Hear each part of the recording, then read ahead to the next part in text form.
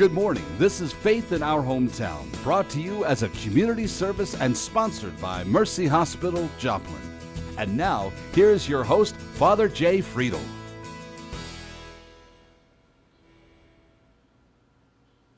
Good morning and welcome back to Faith in Our Hometown. For those of you who are joining us again, and for those of you who are joining us new, as I always say when somebody says, "Oh, I watch your show every Sunday morning," I say, "You need a life on a Sunday morning."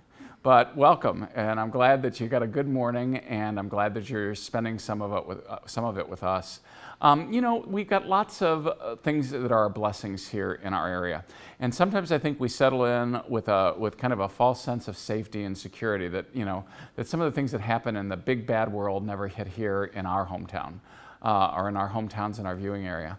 But this morning, I've invited somebody on who I told him his big job is to make sure that everybody gets a little afraid of what's out there, because some of those things can bite us. And so today we're going to be talking about cybercrime, and I've invited Detective Chip Root from the Cybercrime Taskforce to talk to us about that.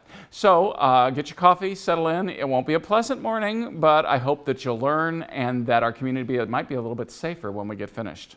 We'll be right back after this Mercy Minute. You can't start living until you're healthy.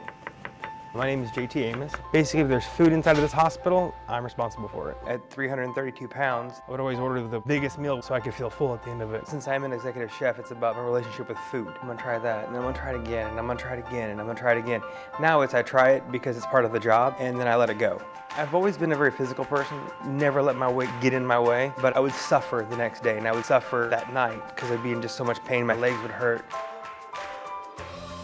Now I can do 2 or 3 days in a row and not really hurt. I play with my 5-year-old daughter. We go ride roller coasters. We go do things now. A journey is what it was. I chose Mercy for the bariatric surgery because I want somebody to be with me through a lifetime. So if I am going off the rails, for them to go, JT, you need to come back up, look at what you're doing. And everything just goes into place. And it's truly, you're a better person.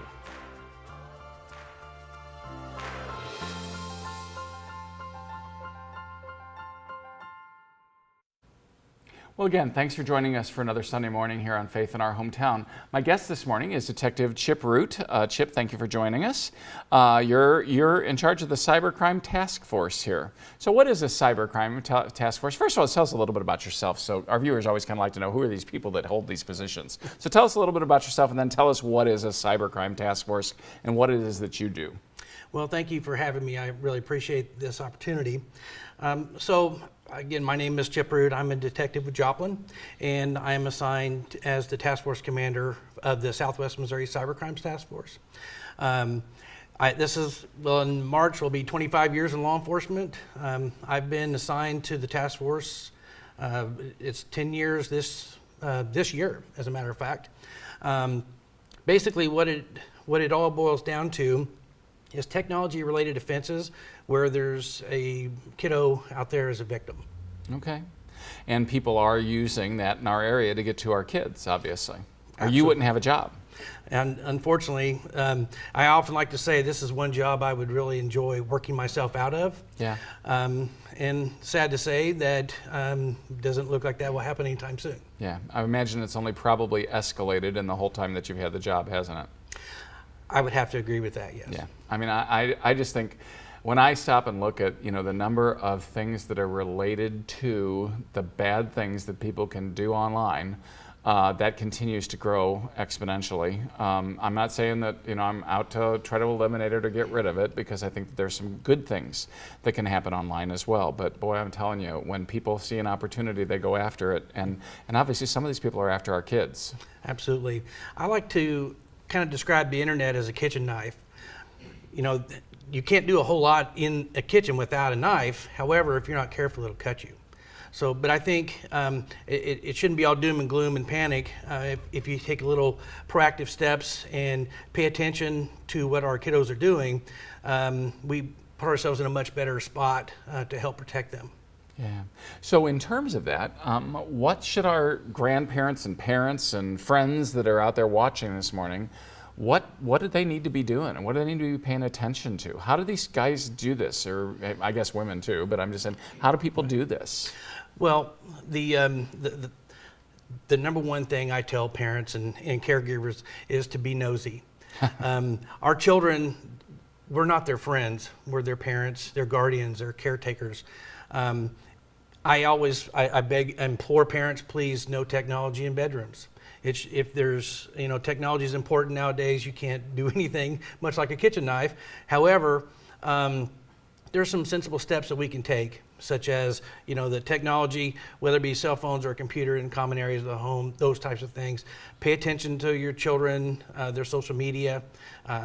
Often go through their friends groups, and if they don't know, inquire, who is this person? If they don't physically know them, probably don't need to be friends with that person. Yeah. And again, it's just so easy to just click yes, when these people come in. But I mean, it's just, it just makes it easier for people who we have no idea who they really are to have access to our people. Right. The thing about those that wish to prey upon our children, it's very difficult to you can't just necessarily pick them out in a lineup. It's all walks of life, socioeconomic backgrounds. Basically, the best advice I can give parents is, if wherever our children are, there's going to be those that are there to prey upon them. Yeah. It's just really as simple as that. Yeah, I always just say when I'm doing training, for a safe environment or those kinds of things, is there is no real creepy music, Right. a soundtrack in life. In the movies and everything, you always get a little bit of a clue, because the creepy music starts when the creepy person's about ready to do a creepy thing. It doesn't happen in real life. No, unfortunately, it does not. Yeah, if it was, we'd all know when to run. But that's not the way it works in real life. There are people out there that, there is no creepy music, but yet creepy things are trying to get us all the time. Very true. Yeah. So, in terms of that, what kind of things have you been working with lately that people would not think were happening right here in our hometown? Well, I guess I'd like to say that we are a victim of our own success. When we first started down this path, really not knowing how prevalent this problem would be within the Southwest Missouri area, so the majority of our work, I would say more than 95% of the work we did was proactive, where we were going online, undercover, train ourselves as a child, or having those distribute child pornography to us. But through the years and our success, it is actually, those roles have reversed. So the majority of our work comes from other agencies and parents. We are responsible for 22 counties in Southwest Missouri. We go as far north as Benton County up by Kansas City, and as far east as Howell County by the Arkansas border near the Boot Hill. And it's all points in between. So we enjoy being that focal point, being the resources and those subject matter experts for our local agencies, for Children's Division, just as a collaborative effort among all of the I guess different jurisdictions and law enforcement agencies, as well as social services and those types of things, as well as our faith-based community. Uh-huh. So what do you do with faith-based communities? Because like how do you reach out and help churches and things like that? How do you do some of that? We have done many presentations around the area. I would say in the last, especially in the last year, I could tell you that it was over almost 160,000 individuals that we have presented to. Not all of them faith-based, but I have personally presented at several area churches, and Sure. several of my other colleagues as well. Yeah. So what's your message when you go out to these places? What's your message to all of us out there sitting in those pews on a Sunday morning, except for those of you that are on TV this morning? So once again, I do have several messages I like to say is be nosy.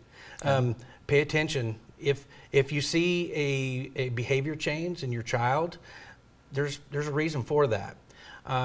If they're normally rambunctious, as a lot of younger children are, then all of a sudden they're withdrawing, they're not doing as well in school, seeing behavior changes, that is a sign that something needs to happen. I also say, if you see something, say something. I really am a firm believer that as a law enforcement officer, we don't have all the answers. we've learned recently to reach out to all the different aspects of our community, whether it be faith-based, other civic groups, and those types of things. And together, if we get around a table and have a meaningful conversation about this problem, I am absolutely amazed at the differences that we can make in our community. Yeah, I mean, I do think that's one of those great blessings from living in a place here, is that when we actually do get together and talk, we usually wind up doing better than when we're staying by ourselves in our own little spot. And I see it time and time again, which is good. You know, and that goes for churches as well as you know, other groups. We just like to all stay in our own little areas. And when we sometimes can talk to each other, we wind up a little smarter than we might have been otherwise. So, so what's a typical day like for you? Besides the training and stuff like that, what do you do in a typical day? Well, I myself, I do this full time. There are 10 other members of our task force that work full time in this arena.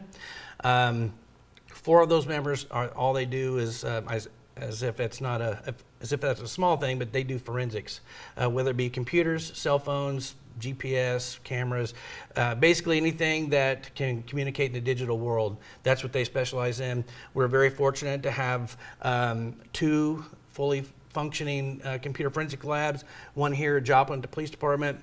The second is in Springfield at their police department. We also have a satellite lab that can do some basic forensics and things like that out of the West Plains Police Department.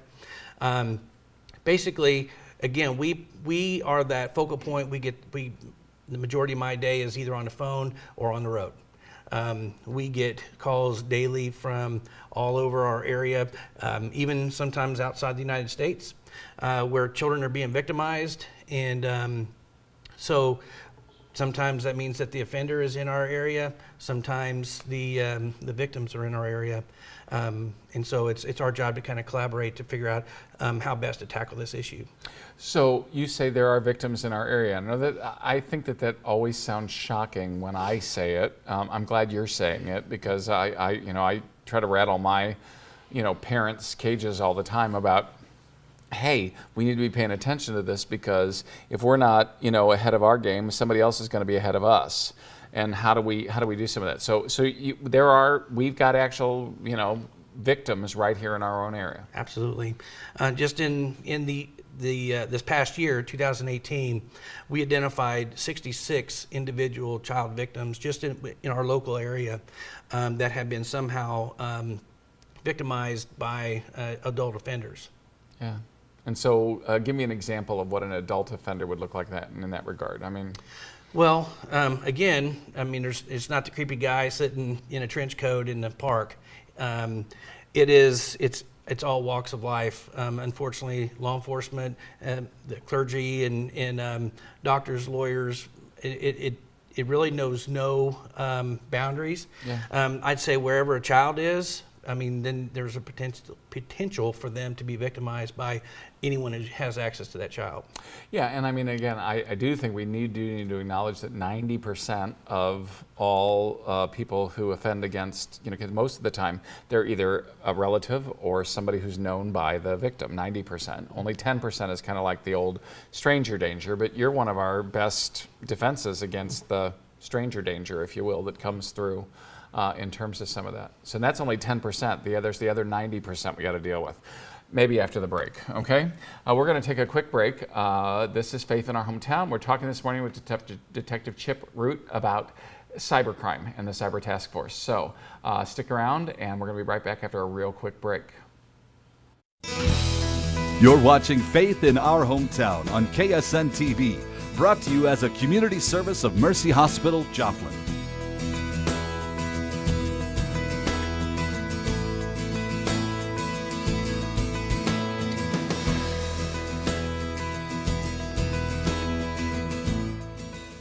Well, again, thanks for being with us for another Sunday morning. My guest this morning, Detective Chip Root of the Cybercrime Task Force here in Joplin.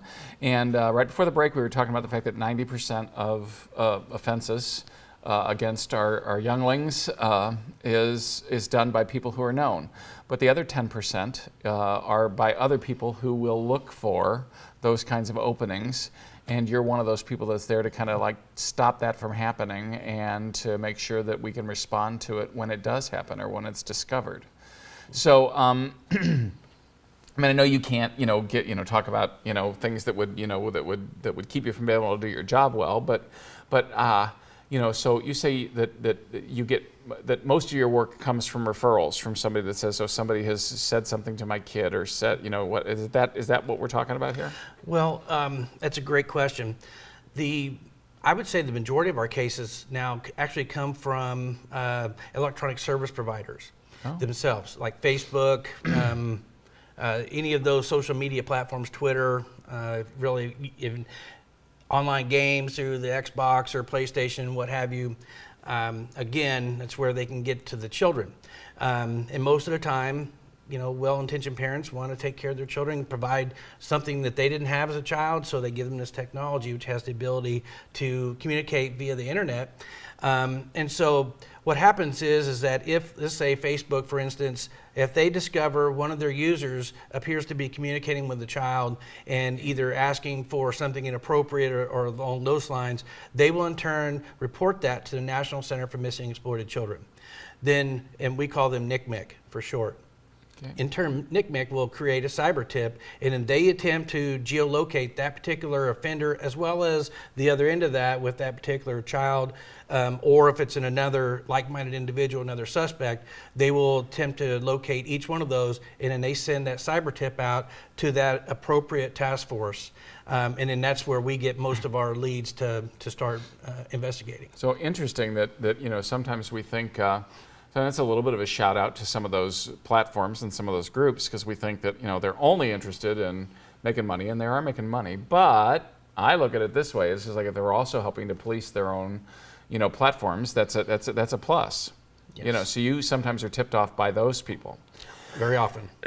So how often does it happen that a parent, by being nosy, doing their job, as we'd think about it, how often does it happen that a parent sees something suspicious and then gives you a call?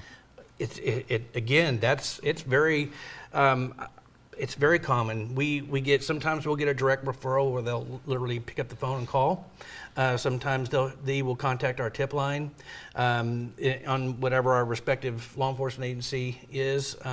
Even if it's not like Joplin or Springfield or one of the larger agencies, they'll call their local sheriff's office or police department, and they know exactly how to contact us. We go down there and we work with most of those agencies, so they know who to call. And so then at that point, then we can respond and help them with in every way or any way that they may need. Okay. So in terms of some of that, where have you been the busiest? Here in Joplin, out in the rural areas? Because our viewing area is fairly large, Yes, our coverage area, we support over 1 million people just in our task force alone. There are 12 other task forces in the state of Missouri, but I do. It's a lot of people think that that maybe we just have more of a problem here. I like to say that we are so successful because we have great community involvement. People are really willing to get involved and to say something. We're a victim of our own success over the years, and so that they're not afraid to pick up the phone and call us, and we love that. And that's a good thing. Yeah, that means that somebody's doing their job well, and it sounds like you're one of them, which is a good thing. In terms of our viewers, I mean, I said, sometimes we need to probably. I said I wanted you to scare everybody a little bit this morning. So what? Can you give me a couple of examples of things that you? Are you a parent? Yes. Okay. Grandparent. Okay. So even more. Okay. So can you share with our grandparents and our parents that are watching this morning, what some of the things have happened that you've discovered, that you stumbled upon, where somebody was really putting a child in harm's way, or even had them in harm's way? Can we do that to where this becomes a little bit more gut clenching rather than just talking about it in this nice way on a Sunday morning? I mean, it's not a nice thing to do, but I really want everybody to understand what's at stake here. This is these types of cases. I can tell you, they are no joke. Any kind of human trafficking, child sexual exploitation, It doesn't matter where in the world, it happens right here in Southwest Missouri, Joplin. We are not immune from that. I get those phone calls. I'm also a task force officer for the FBI. If there's a missing child, I get those phone calls. We respond and have to try to locate that child. I've been party to several of those investigations, and unfortunately, some of those are not successful in a live recovery. Occasionally we are, but oftentimes it's too late. Wow. And then what we find is that social interaction online. So you're saying that you have done investigations right here in our own area, and by the time you got to the kid was already dead. Unfortunately, yes. Yeah, those are the kinds of things that, again, I just don't think that our viewer. I mean, we're just like, cybercrime. Well, what is that? That's just people on the computer. But the computer is what's used to get to them. But then it's the real person. The really scary cases for me are when you'll take one child predator and then they meet another child predator online. And then they collaborate together, and then they basically form a group of other like-minded individuals all over the world. And then basically they feed off of that frenzy, if you will, to try to see who could outdo the other, who could make the most horrific things happen to a child. And then they are, at least they have that feeling of anonymity because they're hiding behind a keyboard. But we have been more and more successful at locating those individuals and bringing them to justice and rescuing those children. And I hope you're even more successful. I will pray for your success in that regard, because again, it's just, that people will. I'm still amazed, and I shouldn't be because I'm almost 60, but I'm still amazed that people will devalue other human beings to the point that they will do unspeakable things to them and even take their lives because, well, I'm this person with power and you're not. And I can do this, and because I can, I will. That is absolutely the right thing. It's a power thing. Yeah. And that still frightens me. And I know that with, I mean, how many kids do I work with? How many kids are in our schools? How many kids are in my parish? How many kids are your kids out there, on watching us on the air, that people are trying to get to because they want to hurt our kids? Absolutely. Yeah. And that's why we are so fortunate right here in Southwest Missouri, because we have learned, I've learned, I can't do this by myself. When it comes to human trafficking, I have to rely on our NGO community, our faith-based organizations, civic organizations, to provide care and comfort and lodging, if you will, or to these victims. And it really takes that collaboration of all of us. That's how we will be successful, and I think that's why we are as successful as a task force, because it's not just the Southwest Missouri Cybercrimes Task Force, it's the entire, our whole coalition of Southwest Missouri coming together to work this problem. Well, and I imagine that network has to be fairly strong with all of you across the, the geographic world, because, somebody discovers or pinpoints that it's happening here. Is that when you all like step in, and try to, close the ranks and, try to, isolate this and make an apprehension, change, yeah. Each one of our members of the task force has at least one federal commission. There are two of us that have a commission with the FBI, and the other members have commissions through the Department of Homeland Security. We work together. We know each other from coast to coast, and even some over the ocean, if you will, from many different countries. We've even sent members to other countries to actually purchase children, to arrest Americans that are traveling abroad to victimize children. I have a case now where the suspect fled to Germany, and we're working to bring him back now. It's just that collaboration of law enforcement officers as well as our civilian population, just kind of thinking through this problem in a logical way, in ways that we've never done before. And it's so, just to think that right here in our viewing area, there are children who have been bought and sold. There are children who have been murdered at the hands of somebody who used them as an object. And again, we all have a tendency to say, not here in our community, not here with us. Well, that could never happen in Joplin. That could never happen in Carthage. That could never happen in Carl Junction or Webb City or Grove or wherever. But yet it does happen. Absolutely and all too regularly. It's our full-time job. Yeah. So, like I say, I wanted you to come on here and scare everybody. Is there anything you can do here in like a minute that would just like, you know, the little coup de grace, the little thing that would just basically would have them turn off this TV program and go, oh my God, I've got to up my game. What do we need to do? Well, first and foremost, we work, just our local task force works 655 cases of child sex trafficking, child sexual exploitation, just in our neck of the woods. Of that, we arrested 85 predators, if you will, those that are actively seeking to victimize our children. That should be a very sobering statistic, and where we need to, again, if you see something, say something. Yeah, and again, that's the biggest thing. Even when I'm doing training for safe environment, is just say, you know, so many people say, well, I always thought there was something funny there. And we don't need people saying that after the fact. We need people saying that ahead of time. Even if you don't have any proof, you just say, I noticed this and it made me uncomfortable, or I noticed this and it just didn't seem right. We got to learn how to do some of those things here in our area. Again, my guest this morning, Chip Root, Detective Chip Root, who's from the Cybercrime Task Force, and we've been talking about cybercrime this morning. I hope that was a little sobering thought. We're going to be right back after this Mercy Minute to wrap up.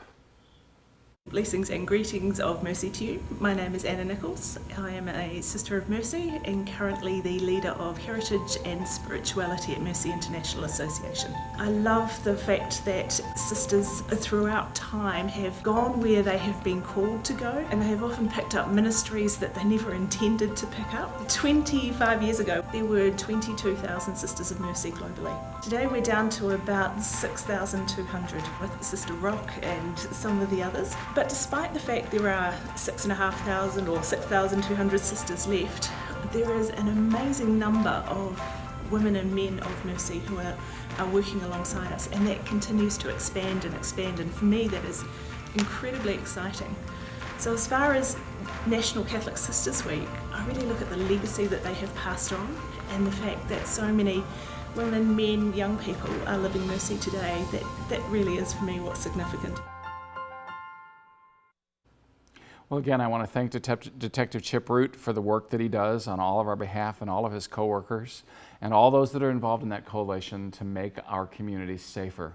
I do hope that you were alarmed by some of what you heard this morning. 655 cases here right in our own area, 85 convictions, and so many more, Detective Root told me during the break, are just waiting in the pipeline in order to be, you know, charged and convicted in those things, because there's more and it's out there, and we have to continually be vigilant. We have to continually be watching out for our kids. We have to be continually trying to make our culture safer in general, because we've got to make sure our kids know that they're valued and that they matter. No human being should be devalued by anybody else. That is a value that I hope that we share with all of us here in our hometown. So we'll ask God to continue to bless all of you. Let's pray for each other this week. I hope you enjoy the rest of your Sunday, and I hope the rest of it's a little bit more pleasant than our topic this morning. God bless. Thanks for watching. Faith in Our Hometown can be seen Sunday mornings at 6:30 and 9 a.m. on KSN. Brought to you as a community service and sponsored by Mercy Hospital, Joplin.